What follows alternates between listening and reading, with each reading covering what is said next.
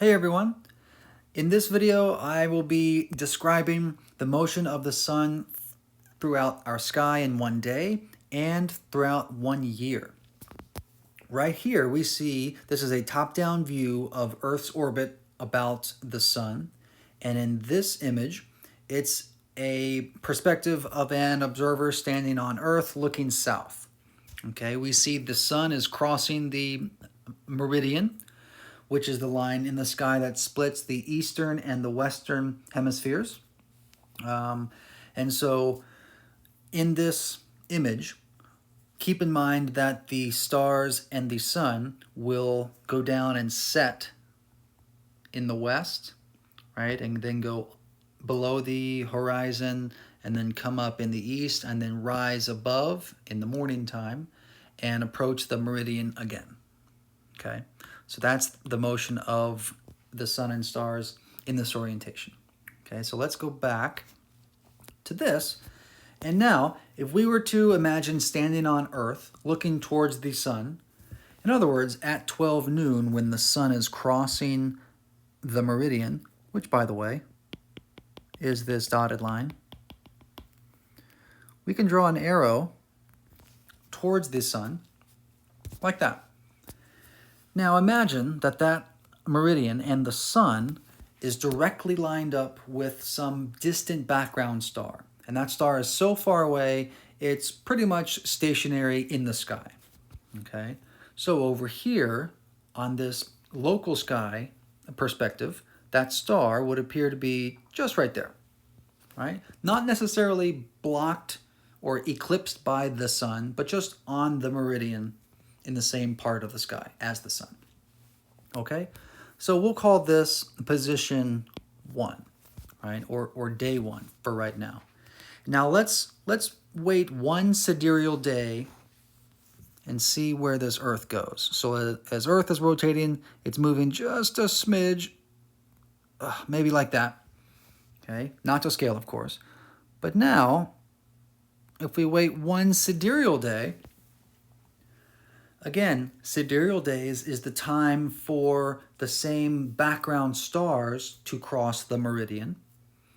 And so thus these background stars over here, that arrow is pointing to, directly over here. It's not precisely pointing to that same star, but for all intents and purposes right now, it is. Okay. And so, again, that's a sidereal day. Those arrows are parallel. But you're not quite pointing back to the sun, right? So you have to wait a little bit longer, right? Just about 4 minutes more. And the Earth, meanwhile, is moving just a smidgen more in its orbit to point back towards the sun. Oh, I did it again. There we go. Okay, so now let's draw an arrow pointing towards the sun. Oh, something like that, right? The difference is very, very small.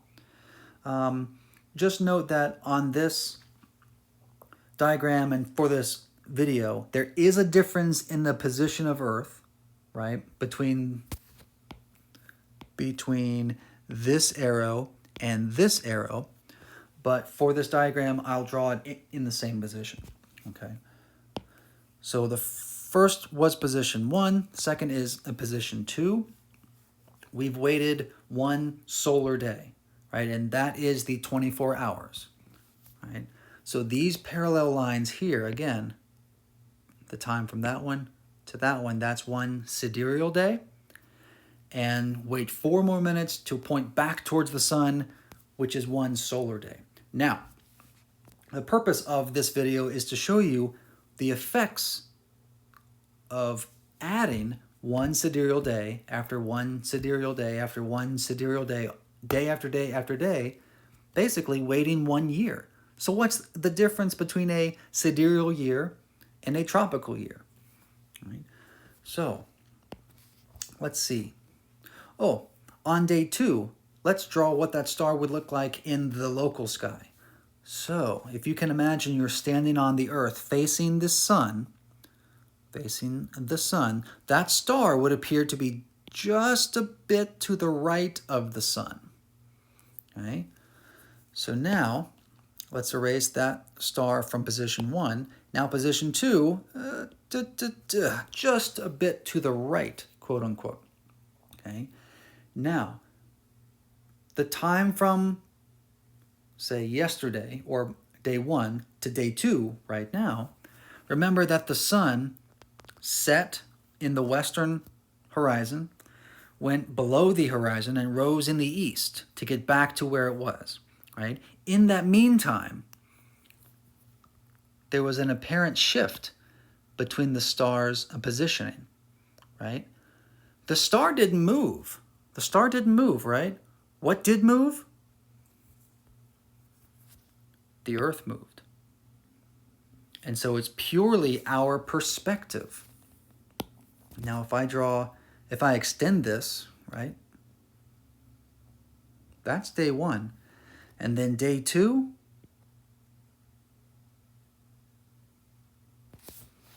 we're looking exactly right there. So this point in the sky now, say star B if you want, that star is crossing the meridian. If we say that's star A and this is star B. Okay, so now this was star A and this is star B. Okay, some hypothetical star. But I'm only worried about that one star, so let's just keep it like that. Okay. And so now let's go back. That was a good digression, by the way. I like that. So now let's move on from day 2 to day 3 now. Okay. So day 2 is there. Day 3, let's wait a couple more sidereal days, say a couple weeks even, and the Earth is down here at position 3, we'll say, pointing back towards the sun. There's that arrow. And now what's happened to the angle in between, or the angle from the sun to that star? It's gotten larger now than what it was.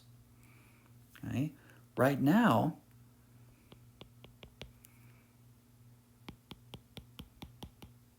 the angle is that. It was, well, that small.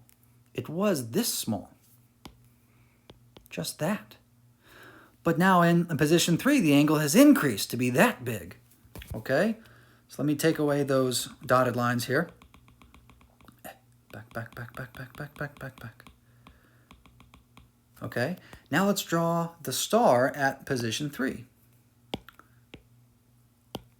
If it's gotten even bigger, so that means the star is over here, say, for example, way over there.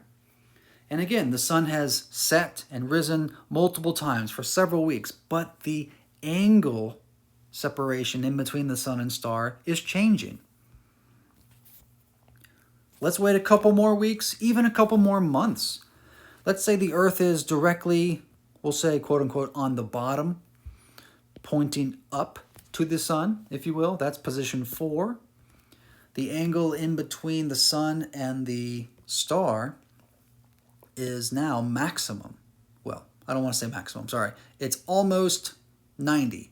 My screen is not too terribly big, so you can't really see that it's 90 degrees, but it should be pretty close to 90 degrees because remember, this star way over here is way to the right, way far away to the right.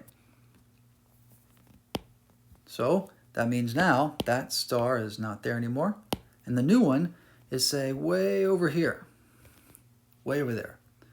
This angle between the sun, the observer standing facing south, and that star is approaching 90 degrees.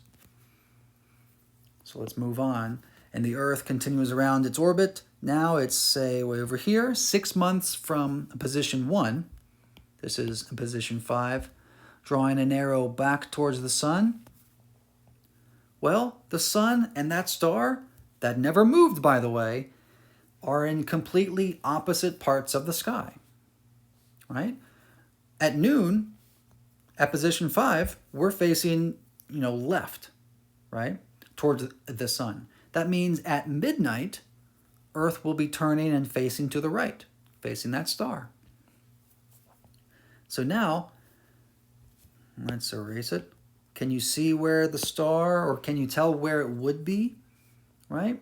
At position 5. If the sun is in this part of the sky, above the horizon on the meridian, that star would be way down there, but like way down there, right? It would be in the other part of the sky, below the horizon. We wouldn't be able to see it. It'd still be on the meridian, right? But it would be, well, visible at midnight, not noon, like what is shown. So now, if we wait until, say, wait 3 months later when the Earth is up here at position 6, drawing an arrow to face the sun now is down. And if you can imagine yourself on the Earth facing the sun, if you need to turn or pause this video, turn your device upside down, or if you want to, you can hang upside down, I don't know, whatever you want. If you can imagine looking towards the sun, that star is to the left of the sun now, over here. Okay, so let's draw where that star would be. Instead of being down there, it would be close to the eastern horizon at noon. And so what's happening now is that the angle in between the sun and star has been decreasing and will continue to decrease until we get really close to where we started, say right there at position 7. Drawing an arrow towards the sun like that. Now if you can imagine, the star appears just barely to the left, just a smidge to the left of the sun. That means when the sun is crossing the meridian, that star would appear to be just a smidgen to the left. And so what's happened throughout one entire calendar year, one entire sidereal year, is that the time it takes for the sun and that star to line up exactly in the sky, well, that's about 365 and 1/4 days. That's one sidereal year, right? That's slightly different from a tropical year. In the next video, I will discuss what a tropical year is, okay? But a sidereal year is what was described here. It's the time for the sun, or rather, the Earth to orbit the sun such that the sun appears to cross in front of the same point in the sky. And that takes about 365.25 days. Thanks for watching.